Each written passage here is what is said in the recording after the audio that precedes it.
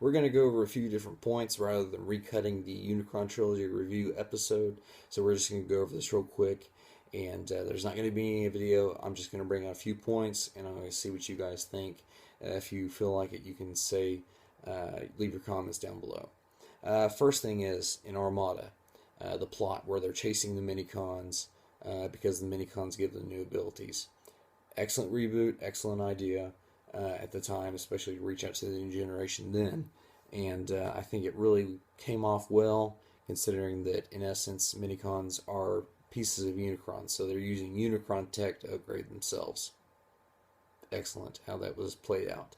The roster with the base team of the four original Decepticons versus the four Autobots, it got you acclimated to the world that Armada is set in, as opposed to the G1 Beast Wars universe. So once they kind of acclimated you with those characters, they were able to expand the roster with, ones like Tidal Wave, Jetfire, Thrust, Mirage, Scavenger, and so on. And what I really like is they actually spent some back time, or they spent some story telling you the backstory of these guys. Characters that you didn't want, like Sideways and Sideswipe. Unlike original G1 counterparts, these guys, you were just ready to get them out of there. You're done with them from the moment they appeared. Really, another thing that I have a problem with is they dumbed down the characters in the beginning. As the series went on, it got better, but they really kind of made the Transformers dumb, and this was to actually give the human characters, which the kids are supposed to relate to, is to make the humans seem useful. Hotshot's out in the desert spinning his wheels in the sand, and they're like, "Hotshot, try transforming." "Oh, thanks, guys. I never would have thought of that." I'm like, really? Okay, I know this is aimed towards kids. It's a show designed to sell toys. I get that, but this is supposed to be a highly intelligent robot from another world, and he saw Prime and Alert walking. Why didn't he think to do that? The Unicron battles that teamed up the Autobots and Decepticons. This is very tastefully done because it wasn't just an episode like in G1. Here you had an entire arc, and it was well thought out, well told, and ultimately just a really good story. And it was interesting to see the Autobots and Decepticons, instead of fighting each other, fighting Unicron. And then the surprising thing for Armada was Galvatron ended up being the hero. Unlike the cruel genius that he would later become, in this one he heroically sacrifices himself. And that's uncharacteristic, but I think it adds an excellent twist into Armada. Alrighty, we're going to move on to Energon. In 2004, we got the previews for the show and everything that came along with it. And we thought, oh, this is cool. The character designs are awesome. They added cell animation. It looks like it's going to be really cool. But that didn't make up for it, because the story actually just kind of got lost a little bit. It became a episodic space odyssey, unfortunately. It was cool, kind of, though, at the beginning to see everybody in their Armada forms, with the exception of a few.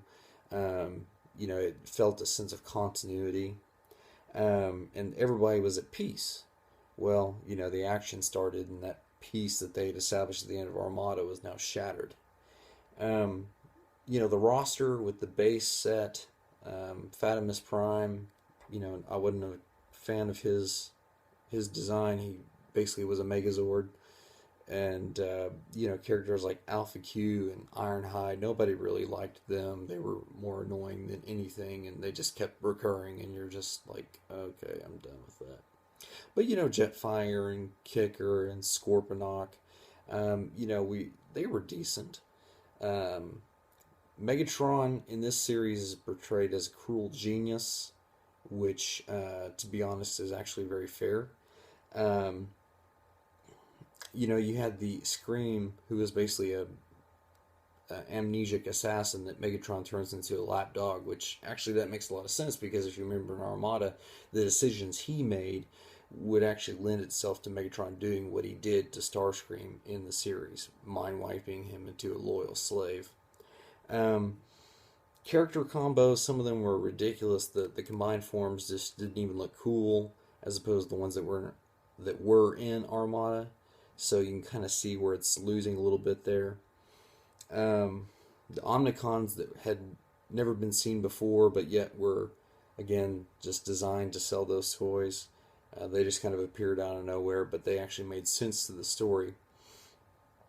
Um, and a lot of characters appeared with no backstory whatsoever, which that's kind of okay, I guess, because some of them were really annoying.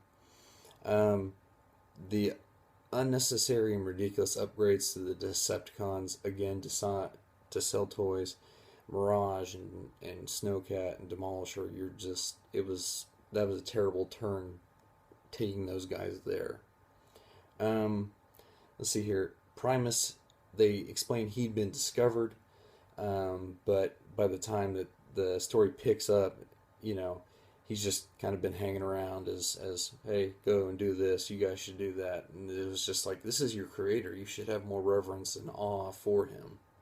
But anyway, and later on in the story, he directs his life force to stop some evil, if I remember right. But wouldn't that mean Cybertron was dead if Primus left his whatever?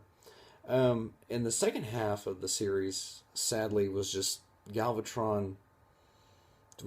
They were chasing Galvatron around as Unicron was trying to make him soak up so much energon to the point where he would become the size of a planet, which they had already done with Optimus, which even if that's a Japanese style of storytelling, it's totally ridiculous.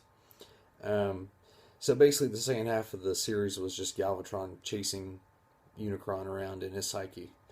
So it was Armada was here, and then Energon was like down here, but then Cybertron was it was on the floor, which we're gonna move on there. The one cool thing about Cybertron was Vector Prime had Rhinox's voice. What? Again, the characters were dumbed down due to connection errors with the previous two series, and Hasbro was kind of lazy in the way they tried to connect Armada and Energon to Cybertron, and so basically they just had the black hole be the explanation for all the continuity errors, and it's just like, okay, whatever. The Planet X side story with Sideways and Soundwave just being them, them Planet X crackheads. That was just unnecessary as well. And then Starscream doing a 180 fighting Megatron.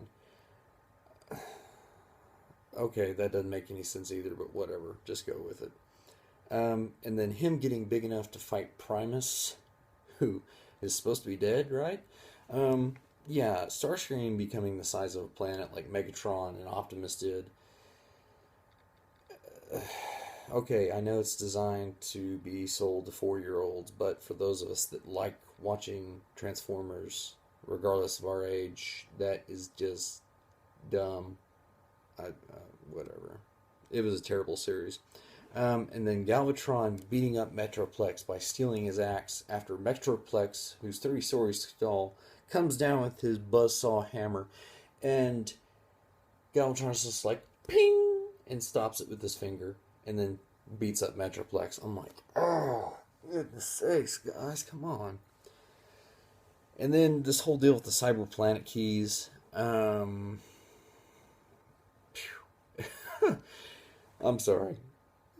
Galaxy Force / Cybertron, like I said, Armada, Energon, and then Cybertron's way down there on the floor because it was just trash. Anyway, that's basically just what I had to say.